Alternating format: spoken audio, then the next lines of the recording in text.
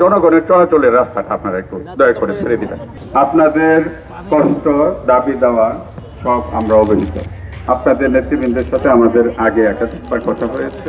মন্ত্রণালয়ে আপনারা আমাদের সচিব স্যারের সাথে সাক্ষাৎ করছেন, উপদেষ্টা মহোদয়ের সাথে আপনারা সাক্ষাৎ করছেন এবং আপনাদের বক্তব্যগুলো আমরা লিখিত আকারে সামারি তৈরি করে সমস্যা সমাধানের জন্য মাননীয় প্রধান উপদেষ্টা দপ্তরে প্রেরণ করেছিলাম। তো ওখান থেকে 2-3টা টেকনিক্যাল কোয়েরি 10-12টা দিয়ে তারা আমাদের কাছে জানতে চাইছে, নাকচ করেন। আজকে কালকেও আমরা এটা নিয়ে মিটিং করেছি, মন্ত্রণালয়ে পজিটিভ।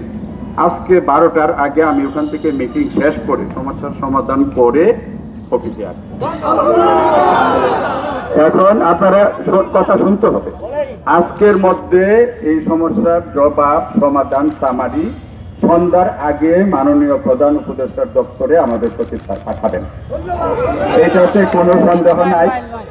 এই কাজে কালকে এবং আমার সহকর্মীরা আজকে এই কালকে বিকেল থেকে সারা রাত ধরে আজকে দুপুর পর্যন্ত আমি এই কাজে করে আসছি এবং আমরা এটাও বলছি যে এই মাদ্রাসাগুলো গত 15-20 বছরে তাদের বঞ্চিত, তাদের অনেক মাদ্রাসার পাঠদান অনুমোদনে দেওয়া হয়নি, আমরা এখন তাড়াহুড়া করে দিয়েছি।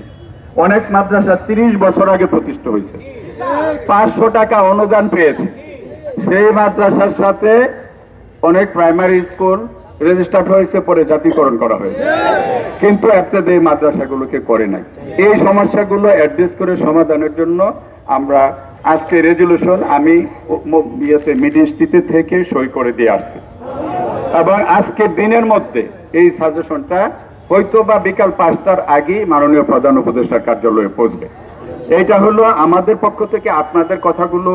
আমি এখানে আসছি 1 মাসের কম। আমরা যে রাত দিন কিভাবে আপনাদের এই কথাগুলো সরকারের কাছে পৌঁছানোর জন্য লড়াই করতেছি, আপনারা করেন রাস্তায় মিছিল, আর আমি সচিবালয়ের মন্ত্রণালয়ে রাতে জেগে অফিসে করি এগুলোর জন্য, শুধু আপনাদের পক্ষে।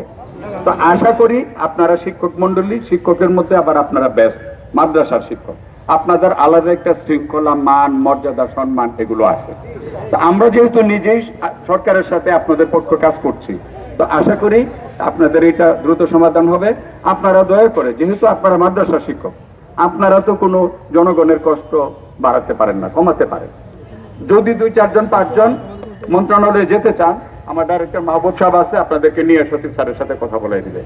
আমার কথা ঠিক কিনা আপনারা এখনই গিয়ে বুঝতে পারবেন। দয়া করে আপনারা এই শান্তিপূর্ণ থাকেন, আর জনগণের চলাচলের রাস্তাটা আপনারা একটু দয়া করে ছেড়ে দিবেন। আপনারা যা পুরা দাবি দেওয়া আছে, পুরা দাবি দেওয়া নিয়েছি, এবং নিয়েছি না শুধু আমি মনে হয় গত 15 দিনে সচিব স্যারের সাথে এবং মন্ত্রণালয়ে 15 বার গিয়েছি। আপনাদের অনেকে জানেন, অনেকে জানেন না যে আমি কি